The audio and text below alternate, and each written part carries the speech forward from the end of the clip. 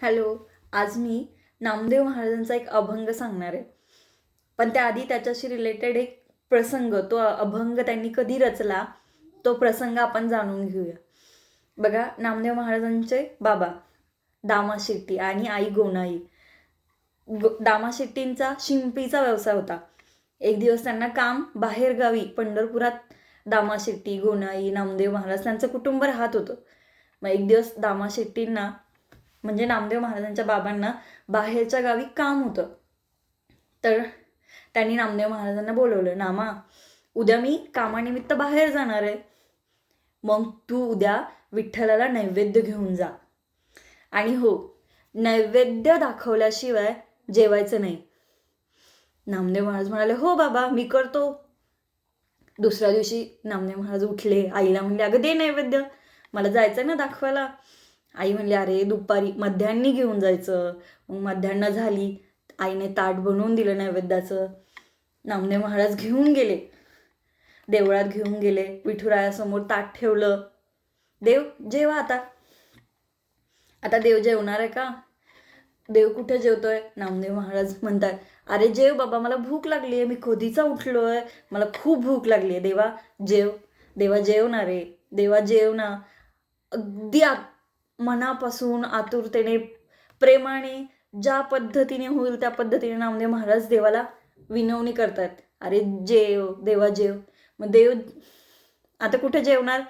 मग शेवटी नामदेव महाराज म्हणाले, आता बाबा येतील, म्हणतील तू नैवेद्य दाखवला की नाही, आणि मग मला मार देतील, त्यापेक्षा मी इथेच डोकं टेकून प्राण देतो. आणि मग नामदेव महाराज डोकं टेकवणार, तोच विठ्ठलाचा हात लागला. आणि मग देव बोलला. देव म्हणे, नामा, देव कधी जेवतो का रे? दगडाचा देव कधी जेवतो का रे? नामदेव महाराज हुशार होते, म्हणाले, दगडाचा देव कधी बोलतो का रे? तू बोललास, ताटून पुसून साफ कर. आणि त्यांची भक्ती इतकी मोठी होती की 5व्या वर्षी त्यांना देव भेटला आणि त्यांनी देवाला जेवायला लावलं. ताट चाटून पुसून साफ करायला लावलं. नामदेव महाराज ताट घेऊन घरी आले, आईला दिलं ताट. म्हणे, मला खूप भूक लागली आहे, आता पटकन जेवायला वाढ.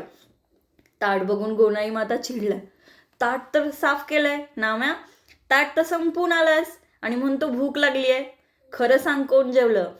नामदेव महाराज म्हणला, अगं ज्याच्यासाठी नेलं तो जेवला. नामा खोटं कधीपासून बोलायला लागला? नाही ग आई, खरंच ज्याच्यासाठी नेलं तोच जेवला. गोनाई मातांच्या डोळ्यातनं, गोनाई त्यांच्या आईच्या डोळ्यातनं पाणी आलं. आणि नामा, देव जेवला. कुणी पाहिलं? कुणी कशाला पाहायला पाहिजे? मी पाहिलंय. या डोळ्यानं मी ग पाहिला. आई, देव जेवला ग, देव जेवला, देव जेवला ग, देव जेवला.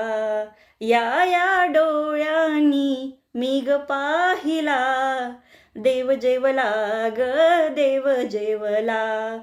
कसा जेवला? ओरपली ग त्याने खीर, तोंडी लाविली कोशिंबीर, मोडी मुरडीचा कानवला ग, करंजी कानवला. देव जेवला ग, देव जेवला. या डोळ्यांनी मी ग पाहिला, देव जेवला ग, देव जेवला.